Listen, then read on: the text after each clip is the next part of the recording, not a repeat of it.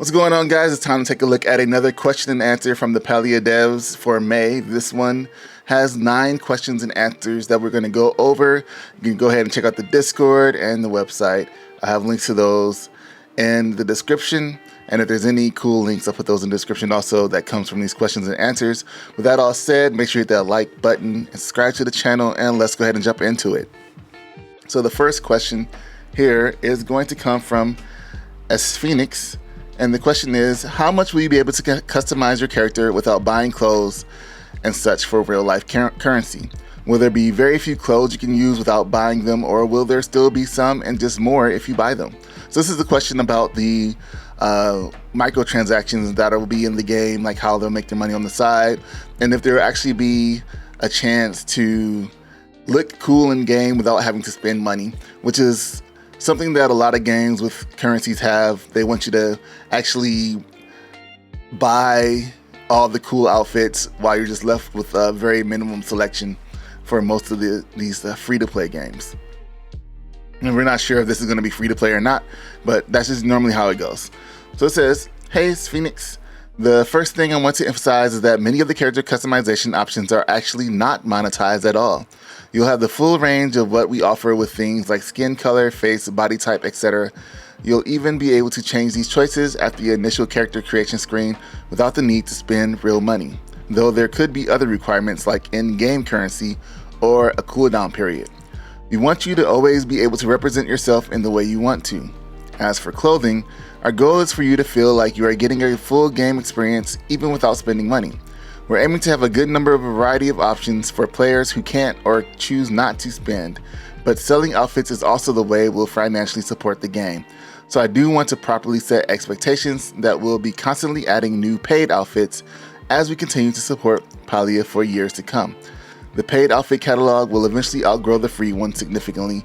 That's the reality expected with this type of model. However, I do truly believe that most players will be happy with the options we provide for both sides." I think that can kind of, I guess it will eventually outgrow it, but as long as there's always some options in game, like through events and such, I think people won't really mind it too much. This is when it becomes too one-sided, is when it really becomes the issue here. We could look at like games like, I don't know if you guys play it, but like Dead by Daylight, where there are a lot of events that came where you could earn outfits, and then they came up with the Tomb Track, which is supposed to add more lore to the game and stuff, and actually locked a lot of outfits that you would normally get through events into this battle pass type system, and end up separating parts of the outfits too, which kind of sucked. So hopefully they're able to kind of keep more outfits in the game while making just some special outfits that you can have on the side. From number 2 is from Icy Farland. It says, "So I was thinking about how many alpha betas we will have before the launch, and if the team is hiding some kind of big content for the final build that they don't want to talk about in public for now. This second is more a yes or no thing if the team can't give hints or something. I understand that the project is still new and you guys have a lot to do yet, but I saw some games extend the test for too long, and at the end they didn't have anything really new for the actual launch. So people lost interest kinda quick since they played most of the content. I didn't get invited to any tests yet, but after looking at the arts and videos you guys usually post, I got really excited to play this game in the future." So we see this a lot with MMORPGs and betas, especially like with New World when they had their beta, and I want to say like Warcraft's betas and PTBs that people jump in, they experience all of the content in that beta. And then when the game finally comes out, it's the same. Well, it wasn't the same in Lost Ark. They only put you up to a certain level. But when the game comes out and it's time to play the game, you've done everything in the game already. And even if you haven't done everything, wanting to do stuff over again, a lot of people don't want to take that path that they took before to get to where they're at. And I feel like that loses a lot of players. So it's really hard to kind of balance those two things together. When I'm thinking about Ashes of Creation, I know they're still kind of building the world, and one of the things that's kind of interesting about that is that depending on the server you play on, the world could be completely different from what you played. Like right now they have a special alpha island that they use is going to be different from the main world, I'm guessing. So that's going to be kind of interesting how that plays out. But for the most part, this is a problem that we have in a lot of games. So the answer to this is that they plan on releasing new content and features regularly throughout the testing phase and after launch. Some releases will obviously be larger than others, but we expect to have something new on a monthly basis post-launch. So while we aren't really planning some grand reveal, there will definitely be many exciting things in store with each playtest launch and beyond. Question number 3, what sorts of in-game events are planned for the game? For example, will we have Christmas or a Christmas analog around wintertime, or will it be all primarily user-driven events? They say, worry not. While we do have some user-driven events, we are definitely going to have both seasonal and non-seasonal events. We will be drawing inspiration from holidays all across our own world while coming up with ones that are uniquely Palian. Winter holidays are, in my humble opinion, some of the coziest, so I'm personally very excited to bring that holiday coziness to Palia when the snow starts to fall. For number 4, we are looking at what kind of music will be expected in the game, such as in the village, wilderness ruins, and would there be any way to get a sample? And on the topic of music, will there be a way for players to create music and play instruments similar to what a few other games offer, such as Mabinogi and Final Fantasy XIV? I wish to ask a different question instead of this one. Hi Zangrid, the music and sounds of Palia is one of our playtesters' favorite experiences from the latest alpha, so I think you'll be happy with what you hear. Our composer for Palia, Stefan Schmidt, is currently on a well-deserved vacation after completing all the recording sessions for Palia's music in Vienna. Your question couldn't have come at a better time. We can share a bit more when he returns, but we have been providing a few updates during his sessions. There are a few peeks at the work Stefan was doing with all of the amazing talented musicians. So we got some music here we can listen to. Let's see.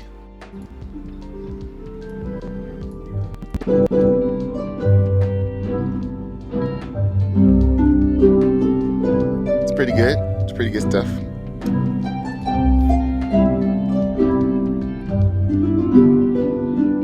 Live musicians.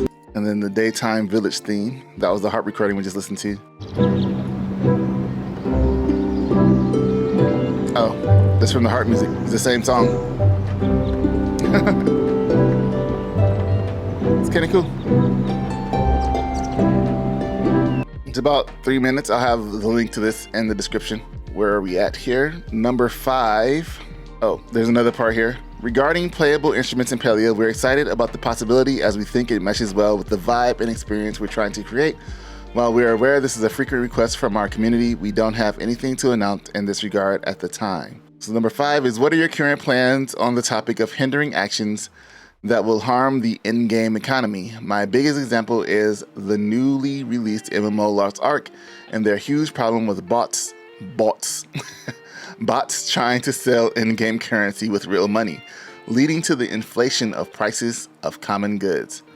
It is a problem that haunts every game in this genre and just as hard to solve, and from what I've understood about Palia is that the game is strongly driven by its economy, which would mean that an attack like this, it can be devastating. Say hi Draglom. This is certainly something we've been thinking about from the very early stages of Palia's development. One decision we've made in this regard is to have some restrictions and limitations on the transfer of goods between players. The choice is absolutely a trade-off that adds some inconvenience, but does so in hopes of making the in-game economy continuously work for a broader group of players while mitigating the impact of botters. So that's a kind of interesting restriction. So they just say limit, but I wonder if that's like having players have to trade in between each other if they want to sell goods versus just throwing them up on the auction house for a certain amount that can mess with the actual economy. So instead of having a trading house, you're actually forced to players create stores, or players maybe not even create stores, just trade directly with each other and put a price up that way. We'll have to see how that plays out. Bots are really an issue. They're in every game from New World to Lost Ark to Final Fantasy. And I know my wife encountered some bots. She was doing Eureka and she saw them in Eureka. And I thought that was kind of odd. Like, they're just hiding out there because I guess nobody really goes there anymore. So maybe they're under the radar. But bots in these MMOs, that's just crazy that people go that far. Hello, will fishing, like other professions, be influenced by seasons, events, Or are some kinds of fish only fishable in certain places, or with very specific hooks to find? Thank you for your reply. Smile. In Palia, a number of things can influence the fish you find.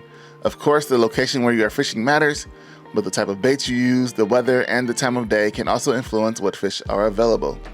And as a bonus, here's some concept art of fish you can find in Palia.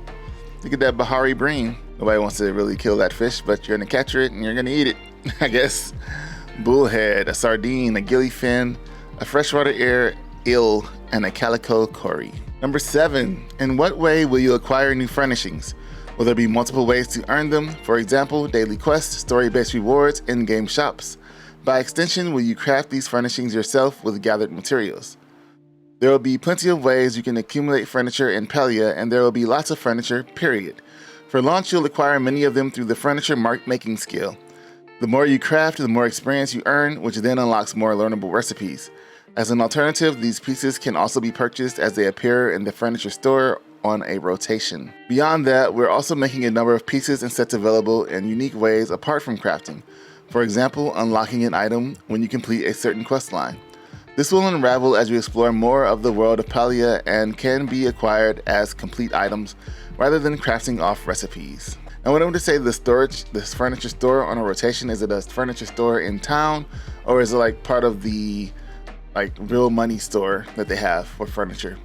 I'm sure they're going to have both of these happening, something you can craft in game, and if they have outfits, they definitely have special furniture sets that probably you can only get if you purchase them. It's going to be interesting. It's going to be interesting to see what the balance is for microtransactions. It's always it's a fine thing to kind of manage. Number 8 from Refrigerator. Other MMOs have things such as raids and dungeons to pull people together to work toward a common goal. I'm just laughing because it's funny that his name is Refrigerator and he's asking a question about raids. He's like, he's gonna raid a fridge. What kind of common goals are in Palia, or her name, I don't know, are in Palia that would bring people together? Will there also be some form of grouping like guilds or clans in other games?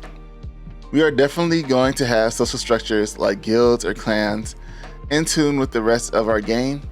We want to focus the atmosphere of our guild structures on being close-knit and cozy, collaborative rather than competitive. Back in March, we spoke to a group goals a little bit, see link below, and we are continuing to explore options that we think will make the best experience for players.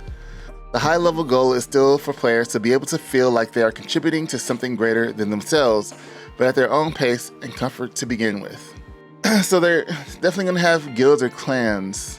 They didn't really answer the dungeon or raid question. They said there'll be things such as that to bring people together towards a common goal. So maybe some kind of world events could happen in the game. There's not really, from my understanding from previous questions and answers, their plan isn't not to have a lot of combat in the game like that as we're used to. So raids and dungeons, I was wondering how they do it. It could be similar to building up something like they did in Final Fantasy XIV. So with the Ishgardian restoration. So we'll have to see. Hopefully with some more information on that. Number 9. What is something you learned from recent failed games that you will try to avoid in Palia? That's a good question. We're always looking to our peers for inspiration and cheering them on as gamers ourselves. MMOs are hard. Launching a new MMO is hard. There are so many things that have to go right in order for us to even have the chance to meet player expectations. That's why we're using our pre-launch test phase to directly inform when we're ready to take the big leap. Here are some things we've picked up over the years that we're always keeping in mind. Number 1 is the importance of bringing something unique to the table with our game. Number 2 is what contributes to a strong and stable game economy. Number 3 is how are we going to support the game post-launch with regular meaningful content updates. And number 4 is what is necessary to have a reliable backend infrastructure to keep the whole thing running smoothly behind the scenes. We'll be paying a lot of attention to these areas and more as we approach launch and beyond. And that's all the questions. There will be some more questions being accepted here up until May 19th at 12 o'clock p.m. Pacific Standard Time. And they said the responses will be shared within the second week of June, so make sure you come back to the channel. I'll have those responses up here as well if you don't check out the Discord. Again, I'll have the link to the Discord in the description below, as well as the website, and I'll have that link to the music that was played earlier in the questions. Thank you guys for watching another video of these questions and answers. I appreciate you guys, and I will see you guys in the next one. Thanks for watching. Peace.